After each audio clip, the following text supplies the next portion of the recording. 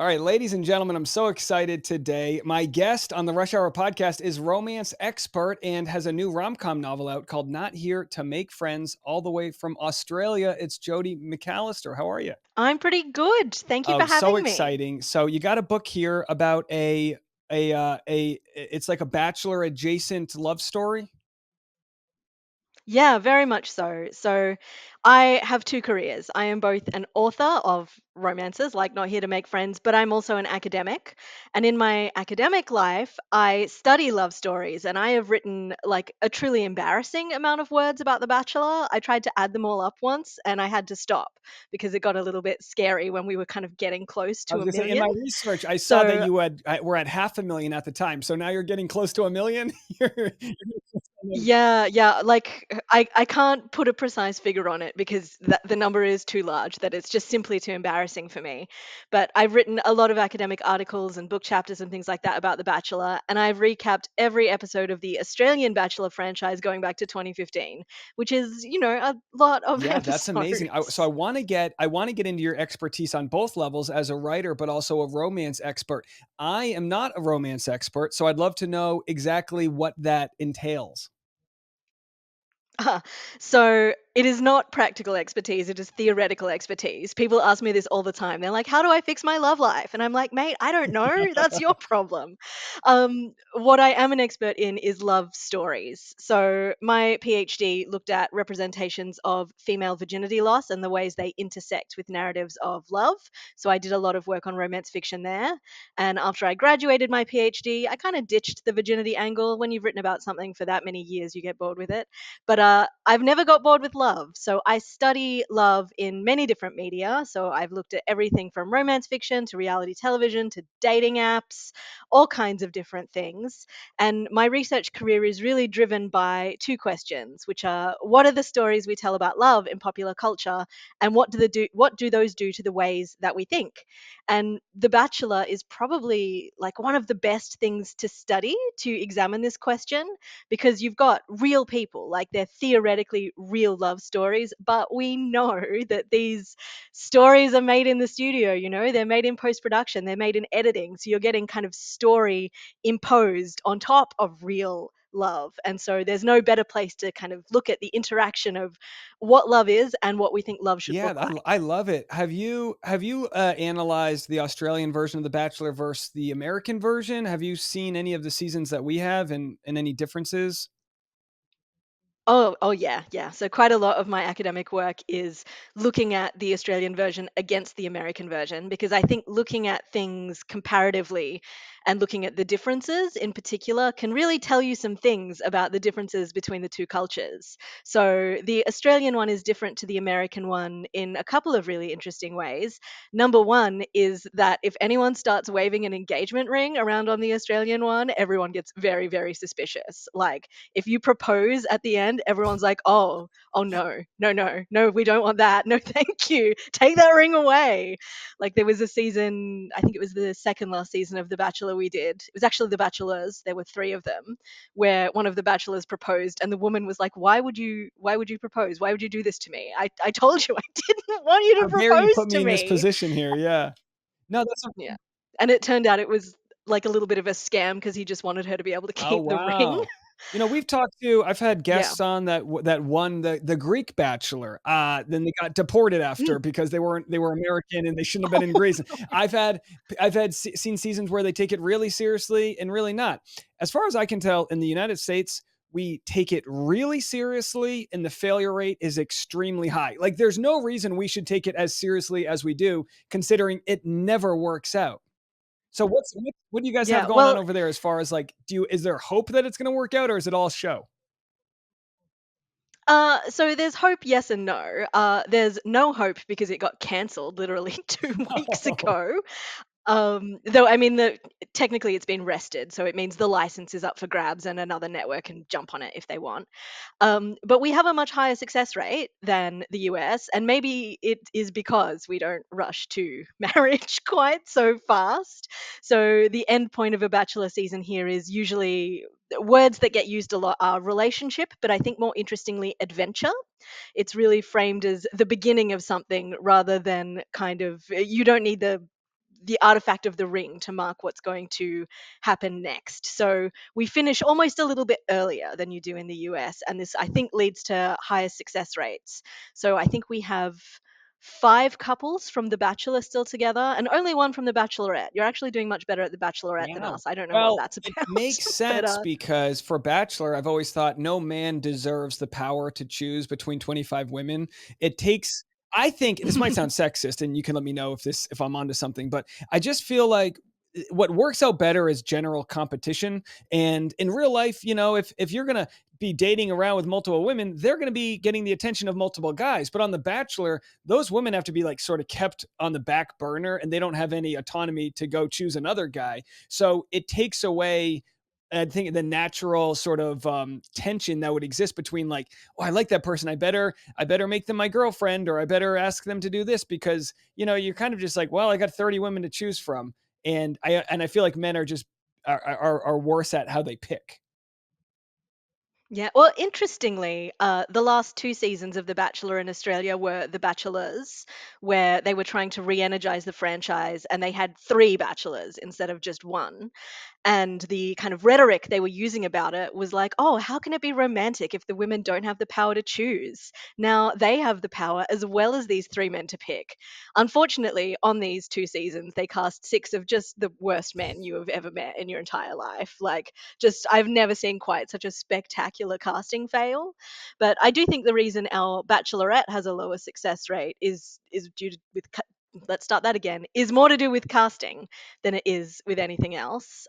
Though I do think we've had the greatest Bachelorette season of all time in Australia with Brooke Blurton, the first Right. ever We covered bisexual that for Bachelorette, sure. where yeah, with both men and women in her pool, which was it was a I think we've fascinating come close season. to doing that, but it brings me to my next question, which in the US we have purity culture. We're founded by all these Mm. prudes, and we have people that watch the show that are like cool if you want to hook up on a first date, and then we have this other part of the audience that's like, how dare you break the sanctity of what this is all about? Do you have that in Australia? Do you have a purity culture with how people watch the show and how the sort of sexual in romantic side of the show is portrayed, like how far along you need to be on the season before you go into the fantasy suites or these things like that? Yeah. So normal, and as someone that wrote their entire PhD on virginity, I've got a lot of thoughts about this. Usually, I would say no. We do not have a purity culture in Australia because our society is not founded in the same kind of religiosity Well, you as mean you American don't have society is. dads taking photos with their 15-year-old daughters in these purity ball outfits and the purity rings and all of that pressure that doesn't exist over there? I mean, look, I'm sure there's a few little enclaves of it. Like, interestingly, one of the 6 terrible men on the last season of The Bachelors was, if I say Yeah, Hillsong, do you know sure, what that yeah. means? It's a, yeah, yeah, he was a Hillsong guy and he was a 32-year-old virgin. And it was, oh, Australian television was not good at covering him. And he did not cover himself in How were glory they Yeah, either. tell me He, how they were bad at covering him. Did they tokenize his well, virginity? A little bit, but also he was clearly set up to fail from the beginning. I think when you've got 3 bachelors in a season, you can set one up to fail in a way that you normally would never set the lead up to fail. And so I think about 2/3 of the way through the season, he had decided who he wanted and he sent all the other women home. And so he went through the rest of the process with just this one woman. His name was Wesley, her name was Bria. But he was so like awkward and weird with her. And then at the end, when he did his big declaration of love and was like, Bria, will you be my girlfriend? She was like, no, actually, and ran away. Oh, yeah, he put all his eggs in one basket. That's a tough one. No, because Yeah. But to kind of circle back to purity culture, I don't think we have it in Australia, but we also don't do the fantasy suites on Australian Bachelor. It's like Australian Bachelor likes to pretend sex doesn't really? exist, So which is a really, really interesting maneuver. they're not hooking up to that degree, or are they just not catching it on camera? I think I think it's probably they're not catching it on camera, but it's not a milestone in the same way that it is in the US one. Like people on our version of Paradise were definitely having sex all the time. Like that was incredibly obvious. But like when we get to final 3, it's just another set of dates in Australian Bachelor. They haven't ever really figured out what to do at that final three stage. It feels very similar to the final two stage, Yeah. to be honest. And I've never quite worked out why that is, why we're so weirdly puritanical about sex in the Well, Australian we've Bachelor. obviously I don't know if you've watched Caitlin Bristow's season on the US, but yeah, I we sure love her. have, I'm yeah. actually jumping on her show next week, so I'll tell her she's gotta interview you if because you would be Oh, great to talk to her. amazing. She's obviously, we look at our Canadian friends as being a little bit more sexually liberal than some aspects of our country, Mm, and, she came here thinking like, "Alright, I'm just gonna hook up, I'm gonna be me," and then all of a sudden slut shamed, and I mean, this was several years ago. Times have changed a little bit mm, with how we discuss it, but in the moment, she was crucified for just what was very natural, which is, maybe you decide to hook up with someone a couple dates in or a date in. Who am I to judge? But the judgment was insane. And now on Bachelor in Paradise, which again is also like on hold, soft canceled. The last season they just took away the boom boom room. I'm sure they had it, but they just kind of mm. took that reference out. So in this culture in the States, it's almost like we're allowed to have these suggestions like, did they, whether they hooked up or not in the fantasy suite, they'll do some sexually suggestive things like the water spigots will go off, just completely ridiculous. Mhm. And I think it's partly because of our like FCC rules with TV. It's just very Disney, even Yeah. though we're gun shows, gun violence, all of that's fine, but like we're so taboo with whether or not someone made love.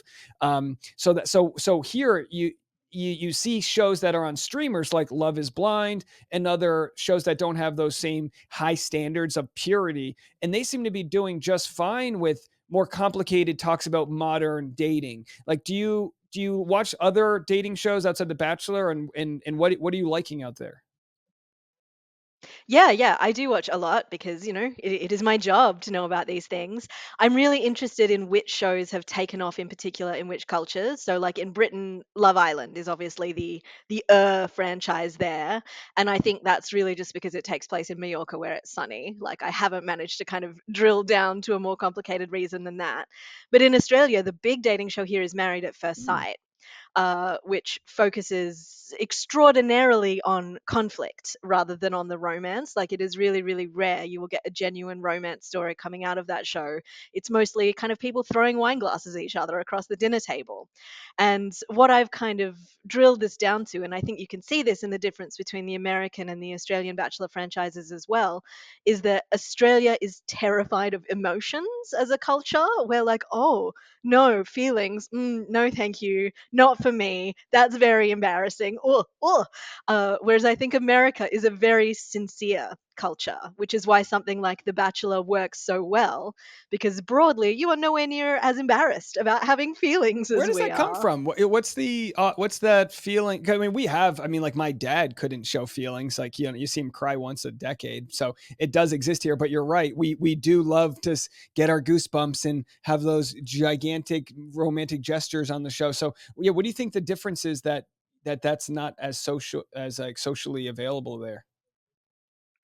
I mean, there's a lot of complicated reasons, and they all come back to You're all colonialism, you're all really. prisoners. You all came over there as prisoners. Yeah, yeah, like the way kind of British culture has imposed itself on the nation here, like it's coming out of stiff upper lip stuff, but also kind of this is kind of getting a little bit scholarly, but the most important relationship in Australian culture, a word that gets invoked a lot in politics here, is the word mateship. Like to be someone's mate, to be their like best friend.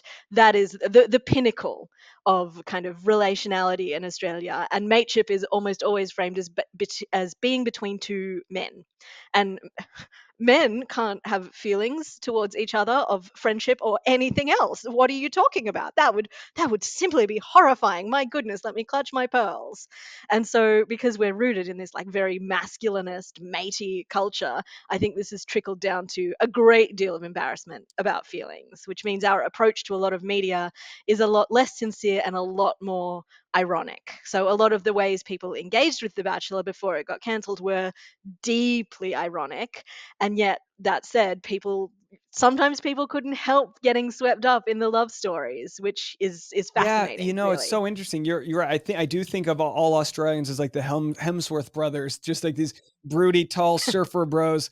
But obviously, it's way more complicated than that. But do you think it's more a product of those that are in power that make these shows that are not willing to put the contestants in those circumstances, or are the contestants not buying in? Like, is it a lack of a, I don't want to call it diversity, but sometimes you just got to find, like in the states, you got to find a male lead that is willing to really give it up and be emotionally there, or else the show's a dud. So it seems like they find guys that can be coached here.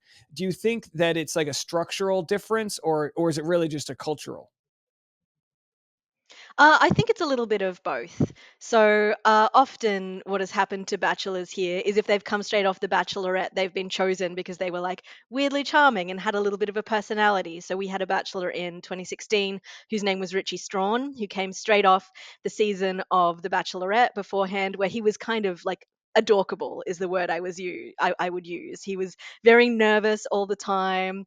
When he tried to tell the Bachelorette Sam that he was falling in love with her, he said, "I'm falling into you." Like he couldn't ever quite get his words right. He would call everything cool beans or cool bananas. And then they put him through the kind of like media training and they scrubbed all traces of his personality away. And he's one of the most boring bachelors we have ever had. You could have put a cardboard cutout of him Oh, in funny. there. Like, apologies, Richie Strawn, but the media training really did you dirty.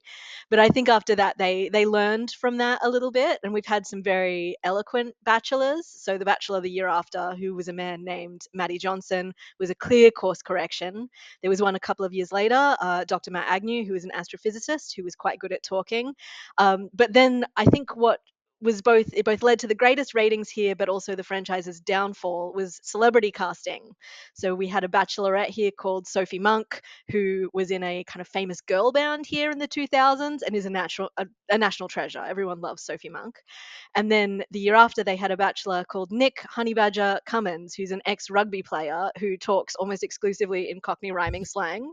He was a terrible romantic lead. He didn't pick anyone at the end. It was very controversial. But also, like trying to buy him as a romantic lead would be really difficult. It's like imagine sitting down to do your taxes with this ridiculous man who, just talks in riddles half the It's so time. funny how. But people loved that season because he was cast so against Yeah. type. And it does seem like it must be tough because in a lot of cases, they're taking a big swing on somebody and it doesn't always translate. So we had Matt James a couple years ago, who, if you watch his social Mm. media, is one of the most personable, fun guys out there. And he was a real dud on his season. And it came back to him not trusting the producers and not having them, and there's a lot of trust issues going on right now because you don't know what kind of edit you're going to get. And it probably has affected the quality of the show, that being audiences really coming after people if they do something wrong. There's actually someone on this season, I shouldn't even tease it. I shouldn't even tease it, but there's someone on this season that does something so crazy, and I'm waiting to see if it shows up in the edit because it'll decide whether the show allowed it in the edit and it'll really tear into this person, or they don't. And they obviously get to make the decision on how they make people look. But in the last couple of years here, there's just been this like real worry from cast members that they're going to get something wrong and get canceled and all that. And sometimes they do. Do you have that same issue where audiences have the really strong parasocial relationship and the bar is set high as far as what they say or do on the show?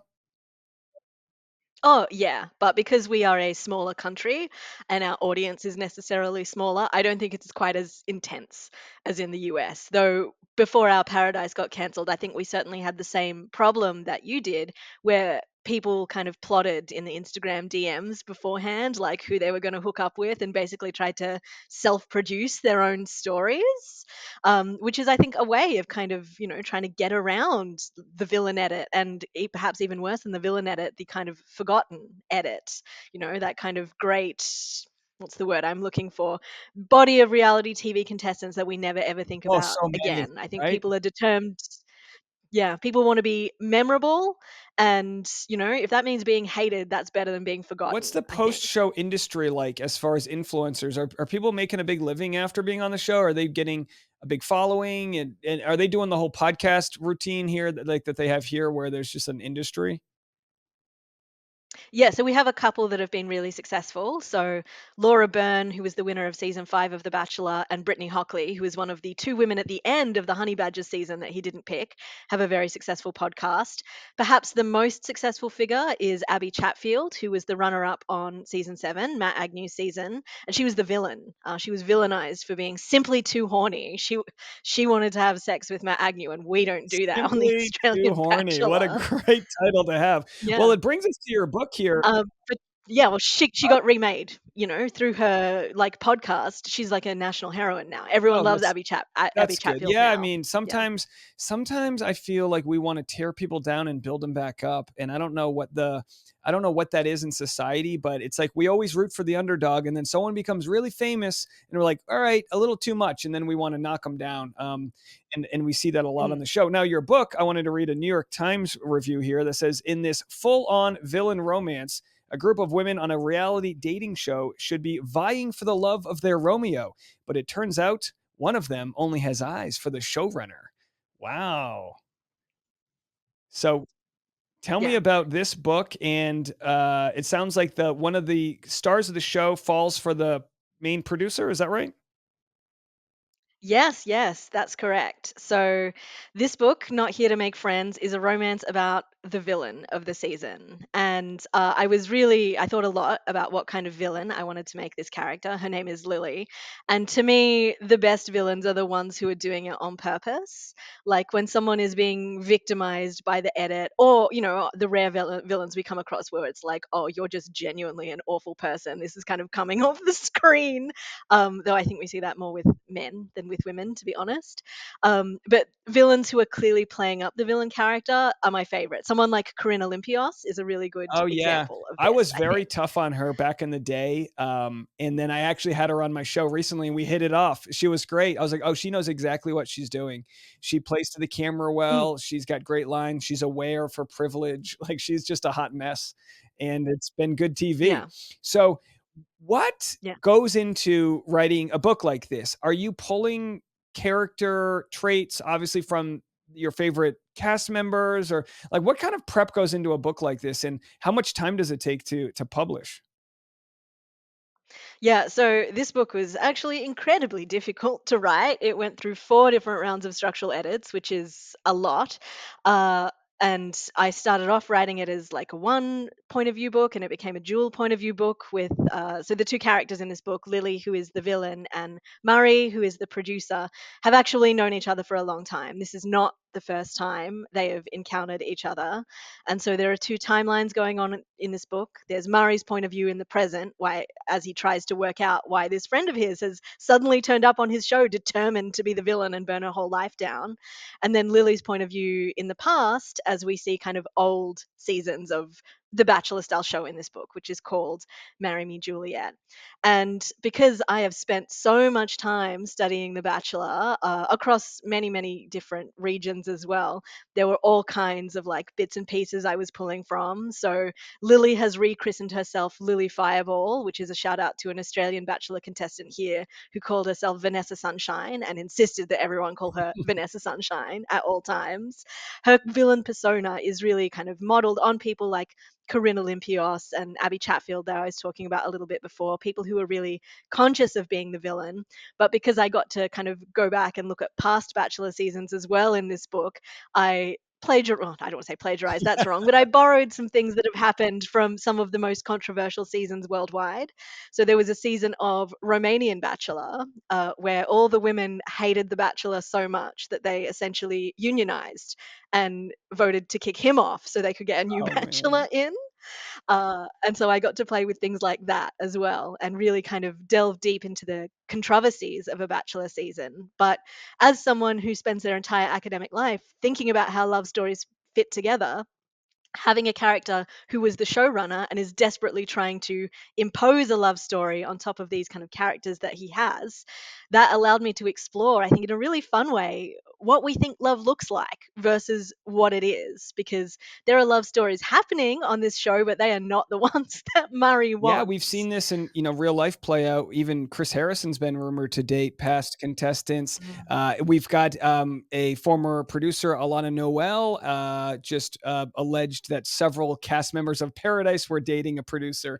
So there really does seem to Mhm. be a bond that can be built based off of like your caretaker on the show. You're essentially like you have your phone and passport taken, and you're just on the show trusting somebody. And I don't know if it's a healthy romance that way, but you're intermingling with other people, and I'm sure you can build attractions that way.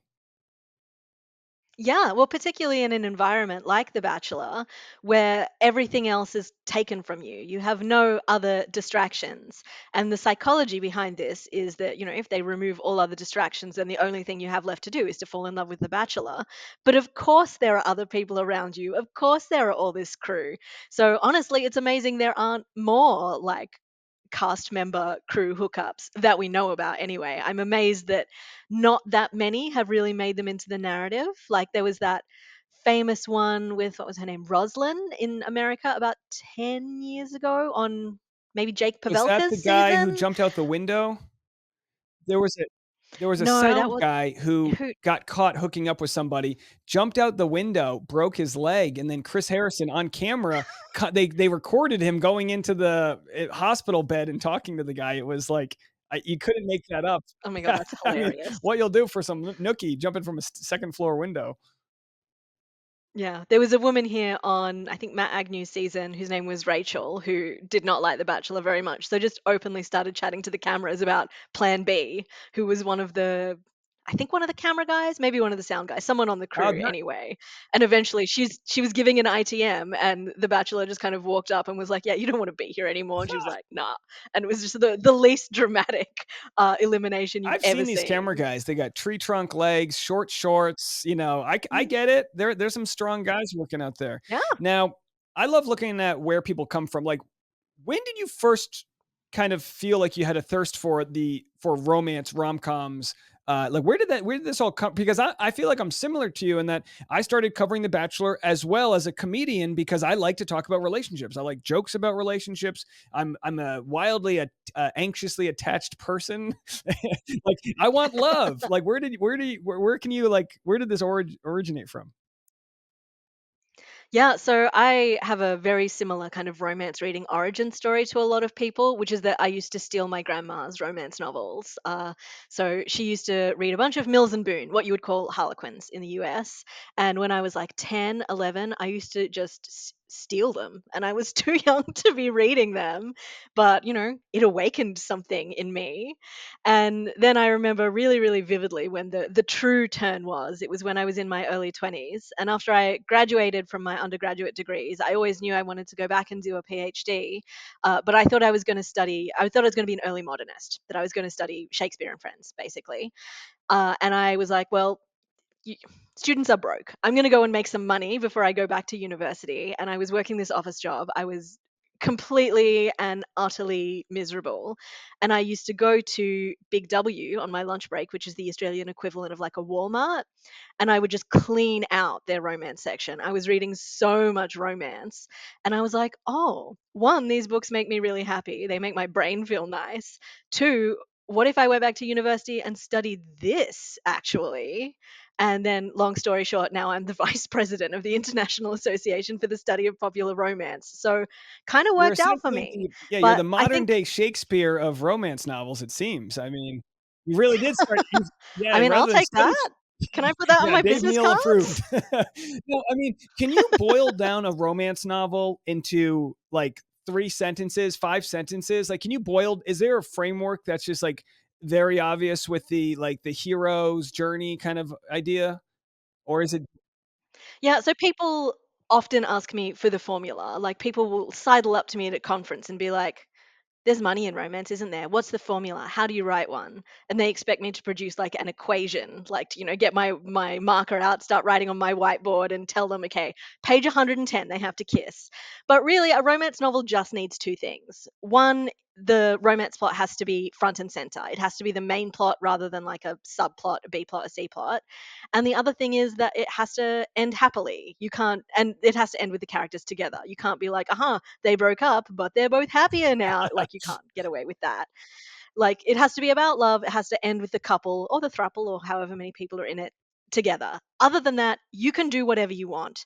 And the best example of this in kind of modern romance publishing, I think, is a phenomenon called Ice Planet Barbarians, which started in self-publishing but now has been traditionally published. It's a TikTok sensation. It's on all the bookshelves. And I mean, this is about a group of human women who are abducted from Earth and crash land on this planet full of like 7 foot tall blue aliens, and they all fall in love. That's a romance novel just as much as like my fun little reality TV villain rom-com is a romance novel. You can set a romance anywhere. It can be about anything. It can be about anyone as long as the love plot is front and center and it ends with them together. Amazing. I love it. Yeah, it sounds yeah, this is I mean, there's so many because I don't I like I actually enjoy reality TV now where romance is almost the subplot because it takes pressure off. I don't know if Mm. you've watched Below Deck. They they've got these Yeah, shows and yeah. they're just people working on a boat, but they're all banging and hooking up and it's romantic, but it's also like just people they like obviously cast a type of seafaring person that's not ready to settle down. Like does your Yeah. character have to have this curiosity for settling down? Like, is there, is there this like sort of rule to what the characters are ready for commitment, or where are they, or is it just like you said? I Yeah, I think romance characters very rarely start the book ready for a relationship. And I mean, I think this is true of most love stories. Like, if we think about the meet cute, for an example, which is like, this is a rom com classic in films. We all know what a meet cute is. But if you're out there looking for love and you're like, it is me. I am ready for a relationship. I'm a fully functional person. I'm ready to bring another person into my world. This is not a good starting point for a rom com character because where is the conflict? In a meet cute, you find love when you're least expecting it. And so often people at the beginning of romances are not looking for or ready for love at all. Certainly, this is true of Murray and Lily at the beginning of Not Here to Make Friends. Murray's divorced, Lily's widowed, Murray's working all the time. Lily is trying to burn down her life being a reality TV villain. These are not two people you would think are like really in the place to be starting a functional relationship. But part of the journey over the course of the book is them kind of coming to that together, because all romance, like all story, is rooted in conflict. If you wrote a book about two people meeting and then they liked each other and then they went on a bunch of dates and then they got together, the end, like that would be very nice in real life, but incredibly boring in a romance. This is why there are hardly any romance stories about dating apps, Yeah. uh, because I mean that's the principle of a dating app is you meet someone, you like them, and you're together, no conflict to the end. Whereas story is based in conflict. And so usually in a romance narrative, people are not ready for love, but love Oh, I finds them love it. I anyway. love the Sydney Sweeney rom-com that just came out, which took place in Australia. And it's like, Mm. yeah, Anyone but you. they're Yeah. like in love in the first 5 minutes, and I'm like, I don't know how they're gonna mess this up, but they will, and they certainly managed to throw wrenches in the system and have that conflict we all need. I mean, who would you cast? Let me ask you this: who would you cast in this book if it was made into a movie?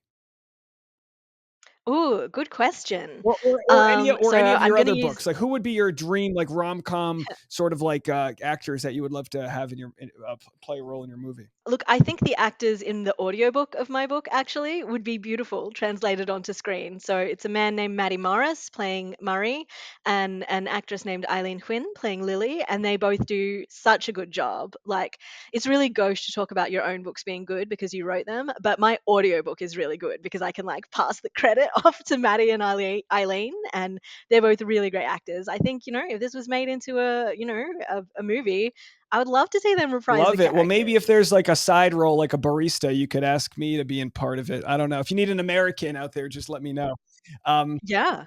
Well, I mean, I would need that yeah, American money, like, so, I'll put your name on the appreciate it. It's list. Jodi McAlister, and where can people find your book?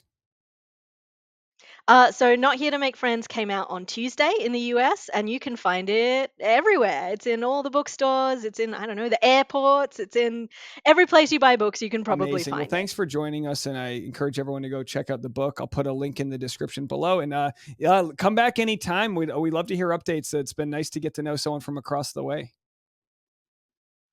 Anytime you ever want to talk about Australian reality television, And if you know there's where I any good am. Australian shows you want me to check out, let me know, and I'll relay them to my audience because I'm getting a little stale with what we have over here. So just let me know. Yeah, well, I mean, if you need the pinnacle of Australian reality television, it is sadly Married All at right, First I'm checking it Sight. out. I'm taking it. Thanks again for your time. I appreciate it.